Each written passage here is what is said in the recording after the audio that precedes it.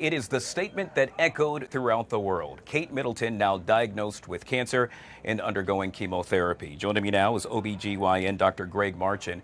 Dr. Marchand, I know we tried to reach out to you earlier. With regard to the actual cancer itself, she made a statement stating that it happens to be in the early stages. For those of us that are new to this, discovering this and hearing about this for the first time, walk us through the process with regard to early stages. What exactly is she referring to? Well, thank you for having me. Yes, I also heard the very saddening news just a little while ago that the Princess of Wales has been diagnosed with a cancer. And she did mention in that video that I saw that she recently posted that she was in the early stages. Now, it's a little difficult to speculate since she's asked us to respect her privacy, so we don't know exactly what cancer she's talking about. But in very general terms, cancer is going to be staged usually into 4 stages. And the first stage is going to be when the cancer hasn't really moved anywhere. It hasn't invaded any other organ system, something in medicine we call metastasis, where the cancer travels, which unfortunately then means it more of advanced cancer and less of a chance for survival. So I would gauge by her saying that it's in the early stages and that the chemotherapy that she's getting is preventative, was her own words. I would guess that by those statements that she's making, she's talking about an early stage cancer, and probably when they identified the cancer at time of surgery, they saw that it was limited in how far it traveled, and most likely were able to remove all that they could see at time of surgery. We also know that it is official that she spent some 13 days in the hospital following or during that surgery we should make mention of. Is that standard? Should that be an indication as to that something was really wrong?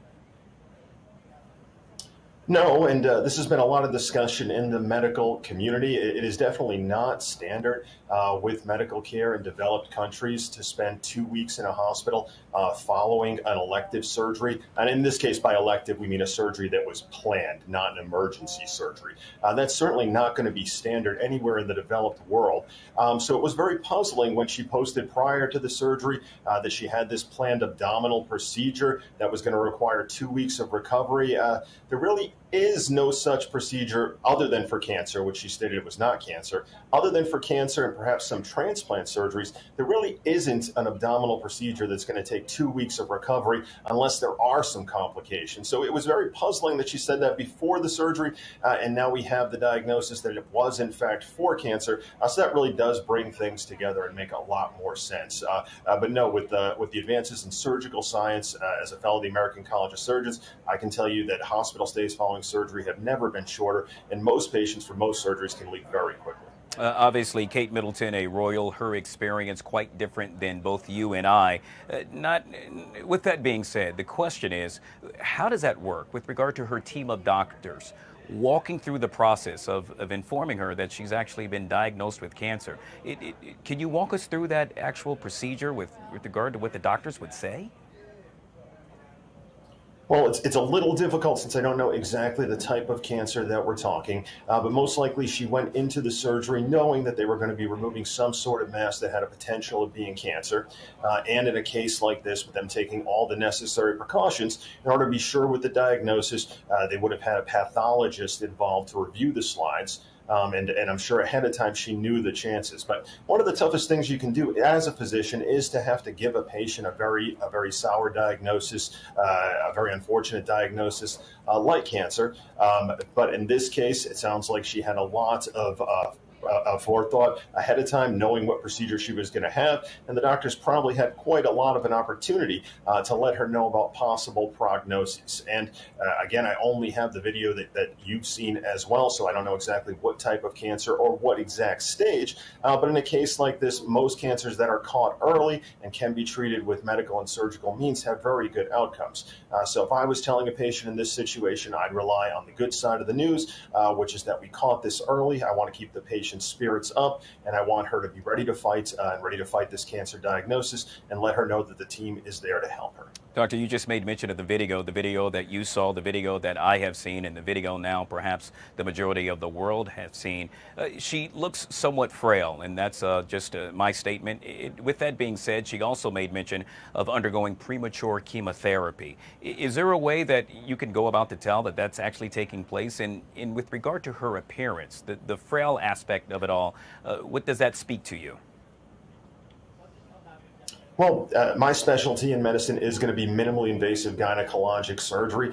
So yes, unfortunately, she does have the appearance of someone that's gone through an abdominal surgery where it wasn't able to be done through minimally invasive means, or it was one that was just too difficult, or there was too much adhesive disease to be done through minimally invasive means. So she does have that appearance of someone who's probably had a large midline incision to have a surgery completed. I can't speculate whether or not she's had chemotherapy yet.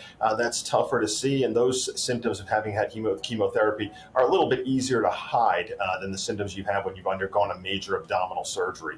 But yes, it does seem from her appearance, it does look like a typical patient who's received a major abdominal surgery and had to recover in the hospital with all the associated recovery elements, like getting the arms and legs working, those types of physical therapies that we do to get you back on your feet following surgery. And as someone who practices minimally invasive gynecologic surgery, that's kind of the main point of my specialty. We try to avoid those types of long recoveries and try to use more minimally invasive procedures whenever we can. But it does seem like this is one of those cases where a minimally invasive surgery just wasn't available or hasn't been developed to cure whatever this was. Once again, if you're joining us, we're speaking with OBGYN Dr. Greg Marchand. Of course, the breaking news throughout the world, heard throughout the world, Kate Middleton now diagnosed with cancer, according to her, undergoing chemotherapy. A part of the video that she released, she made a statement, doctor, saying that she is now being treated by a team of doctors. Got about 2 minutes left, but with that being said, the team of doctors, is that standard practice typically for somebody like you or I? Would we just really be dealing with one doctor, or in this case, because she's a royal, she happens to be dealing with a team of doctors? Well, it's a little bit difficult for me to speculate on what care is like in the United Kingdom. They have a little bit more socialized system than we have. But no, it would not be at all uncommon in the United States for a patient with a cancerous diagnosis to have a team of doctors taking care of him or her. The team approach is used in many large facilities all over the United States.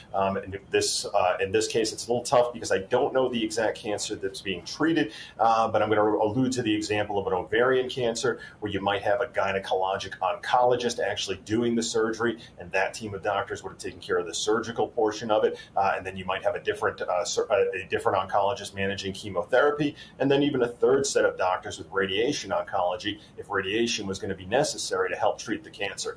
So certainly in the U.S., a team of doctors to treat cancer is a very common thing, and women, especially in the United States, should be aware that we have some of the most advanced treatments for cancer the world has ever seen. So cancer patients should not feel alone and should be aware that there are new discoveries every day on the treatment of cancer. Once again, the one optimistic thing we could say here is that she caught it early, and that's a good thing. We've been joined by none other than OBGYN Dr. Greg Marchand right here on the Fox 5 Live Zone. Appreciate you taking time out to deliver us and join us with your specialty surrounding this issue, sir. Thank you for having me.